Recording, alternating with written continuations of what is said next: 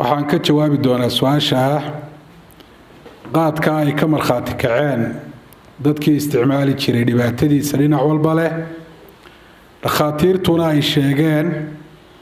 dhibaatada uu leeyahay qofka bani aadamka maskaxdiisa iyo jidhkiisaba dadka dhaqaalayahanka ayna si cad iyaguna ay markhaati uga noqdeen inuu dhaqaalaha qofka iyo ta qaranka labadaba burburinayo talo xukunkiisu muxuu noqonayaa inta aanan sheegin xukunka waxaan ka horraysiinayaa shareecada xukunka ka raadinaynaa waa shareecada islaamka ee qiimaha badan ee ilaahay nebi maxamed inoogu soo dhiibay ashyaada marka ay shareecadeenu xukum siinayso xukunkaasi wuxuu ku dhisan yahay shayga sifaadkiisa waxtarkiisa waxyeeladiisa ma waxyeello soocabaa ma waxtar soocabaa ma waxtar iyo waxyeellu isugu jiraa hadduu isugu jiro labada keebaa badan ma waxtarkiisaa badan mise waxyeeladiisaa badan qaadka maanta waxaa la isku waafaqay gaal iyo islaamba waxay isku waafaqsan yihiin dadka aqoomaha kala duwan le oo dhami ay markhaati ka yihiin inuu waxyeelaynayo shantii arrimood ee diinta islaamku ay u soo degtay inay ilaaliso shanta arrimood waxaa kow ka ah diinta qofka bani aadamka naftiisa caqligiisa xoolihiisa iyo dhegtiisa sharaftiisa qaadku inuu diinta waxyeeleeyo shaki kuma jiro oo diinteennu waa diintii xuquuqda rasuulkuna wuxuu uhi faacti kulli dii xaqin xaqahu qof kasta oo xaq leh xaqiisa sii xaqa u weyni waa xaqa ilaahay subxaana wa tacaala allah ina abuuray ina arsaaqa inoo nicmeeyey wuxuu xaq inoogu leeyahy inaynu caabudno cibaado isaga u gaara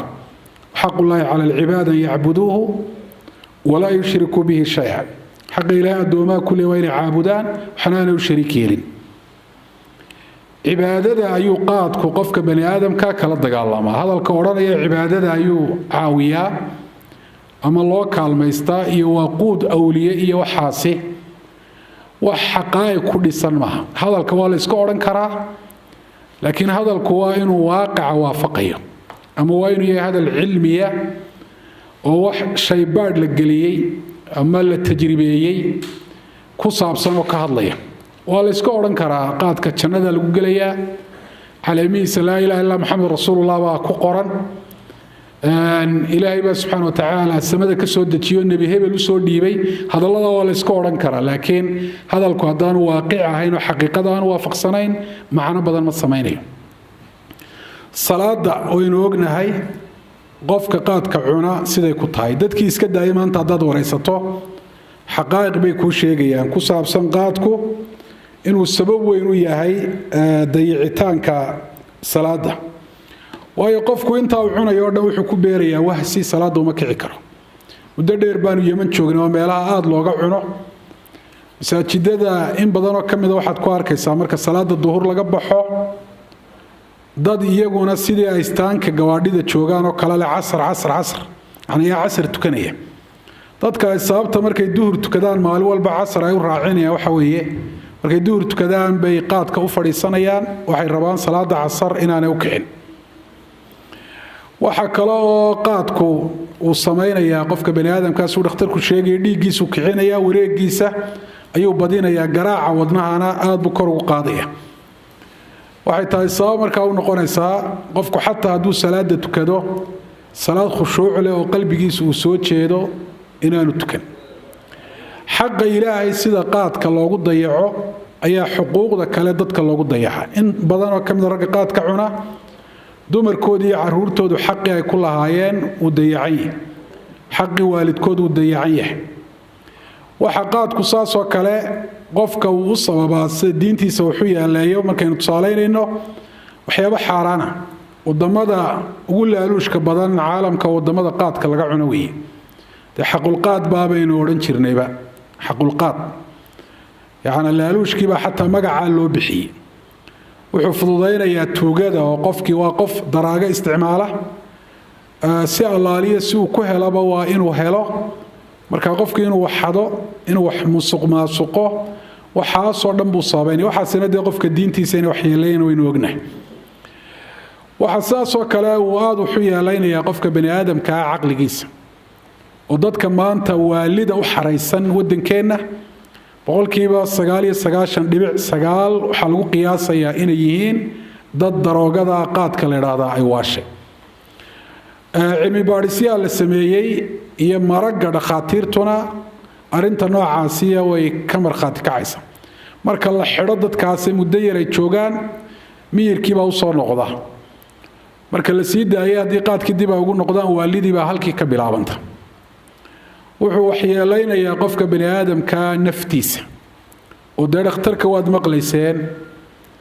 qofka bani aadamka afkiisa laga bilaabo maskaxdiisa xubnihiisa gudaha ku jira baar iyo keliyaba leh calool ilaa laga gaadho halka u dambaysa qofka bani aadamka ah ee uu ka xaajo guto intaaba caafimaad darro ayuu sababaya in badanoo dadka qaadka cunaay waa bukaan socod weeye waxaa laga yaabaa inay yidhaahdaan maxaan u dhiman weyne in badanna way u dhimataa xabaalaha qaadkun baan gooni loo samayn laakiin qaadku dad fara badan ayuu inaga laayaa waxaa laga yaabaa inaynu magacyo kale dhimashada aynu ku sababayno qaadku wuxuu waxyeelaynayaa qofka bani aadamka ah maalkiisa dhaqaalaha waddankeenna uu ka saaro 400 milyan ka badan oo doolara ayaa waddankeena dhaqaalihiisu sidaa yahay oo qaad ka saara waa qof ku bedelanaya lacagtiisii waxaan haba yaraatee waxtar soo degdega iyo mid dib dhaca midna baan lahayn maaha cunto cabitaan maaha dawana maaha laa yusmin walaa yughni min juuc culimada islaamku kutubta fiqiga shaaficiyada aanu akhrino dadka xayiraadda xoolahooda laga saaraya ay tahay in laga joojiyo xoolahooda inay ku tasarrufaan waxay ku daraanoo ka mid ah dee qur-aankana lagu sheego ilaa walaa tu'tuu sufahaa amwaalakum safiih waayo waxa dhan safiih waxa la yidhaahdaa soomaaliya dee qof wax magarataa buu noqonayaa laakiin si cilmiya markay u qeexayaan waxay yidhahdaan safiih waxa la yidhaahdaa qofka xoolihiisa ku bixinaya maa laysa lahu fiihi nafcun caajilun walaa aajilun waxaan waxtar u lahayn soo degdego markiiba la helo adduunyada lagu helo iyo mid dib dhaca oo aakhiro lagu helo maxana xoolihiisii wax aakhiro sahay u noqonaya ilaahay u dhaweynaya maaha wuxuu ku bixinaya wax xalaalo adduunyada wuxuu tarayana maaha waxa waa safiih xoolihiisa waa in laga xayiro laga joojiyo oo sida ilmaha yar iyo qofka waalan iyo xoolaha loogu maamulo iyadoo dantiisa la eegayo waa in loogu maamulo waxaan akhrinayay habeenkii arbacada kitaabka sharx ibn al-qasim ala matn abi shujaac baabka al-hajr markuu ka hadlayo sheekh la oran jiray baajuuri oo ahaa azhari oo xaashiye kitaabka kule sharax kooban safiya markuu ka hadlayo wuxuu tusaale u soo qaadanayaa dadka sigaarka cabba isagoo waliba aan afka ku ballaadhin inuu xaaraan yahay haddana wuxuu leeyahay qofka sigaarka cabbaa waa safiih weeye marka in xoolihiisa xayiraad laga saaro ayuu baahayay de waxaan u malaynayaa qaadka waddankooda aanu ka jirin hadduu ogaan lahaana isagana waa ku dari lahaa wuxuu odhan lahaa waa qof mudan xoolaha ku takrifalkooda iyo ku tasarrufkooda in laga xayiro qaadku wuxuu waxyeelaynayaa qofka bani aadamka dhegtiisa iyo sharaftiisa waa la isku waafaqsan yahay maanta inuu daroogo yahay daroogadu waxay sababtaa qofku xataa cirdigiisa iyo sharaftiisa iyo xariimkiisa inaanu xumaanta uga bi'in oo mararka qaarkood dee qofku uu noqdo qof mudmina oo qabatimay daroogada isticmaalkeeda wax walba oo daroogadaasi ay ku taagnaataba oo u gooynayaba uu samaynaya dadka sharaftu ka dilaayo dhaqan xumo fara badan ayuu qaadku u sababaa qofku inuu been sheego si uu qaad u helo inuu musuqmaasuq sameeyo inuu waxado si uu qaad u helo in uu xataa damiir yeelan waayo oo caruurtiisii oo gaajoonaysa lacagtii uu hayay caleenta waxyeelada mooyaan waxtarka aan lahayn inuu siisto waxyaaba la yaab kale waxaa ka mid ah sheekooyinka soo maray in jaamacadda Hargeysa aanu macallin ka wada ahayn baa qaadkaanu soo hadal qaadnay maalin anagoo fadhina jaamacadda gudaheeda marka wuxuu yiri waxyaaba iga soo maray qaadka waxa ka mid ah buuri laba arrimood buu sheegay arrin wuxuu yiri nin aanu qaraabanahay oo iska oohinayaba iimi wuxuu yiri inankii curad baa dhintay waxaan ku aasana ma hayo $100 oo jeebkaan ku hayay baan u dhiibay buuri maalin dambaan reerkii soo marayo sidii wax tacsiyadeeynayoo kale de sabir iyo iimaan geeridu waa xaq baan gabadhii ku wiri buuri maxaa dhacay bay tiri aad maqashay وميانا جيري ريرك كدعين ما جرت waxba kama dhicin waxaan ogaaday buu ninkaasi inuu qaadun doonayay oo inankiisii curad qaad u dilay waxa kale oo uu sheegay oo yiri inaan iyadana aanu qaraabanahay ayuu walaalkeed u yimi wuxuu ku yiri walaal nin baan soo dilay qari xagaan ku galiya halkaas siliigaya jingada dhexeedu kala galay wuxuu markuu ku jiray buu walaal raacdada ay daba socoto meeshan waa lagu qabanayaa noolisi aan baxsade waxa laalo waxay lacag u helaysay de walaalkeed si ay u badbaadiso sayid islaayid ayay u dhiibtay ninna muu dilin meel muu tagahayn qaad buu doonayay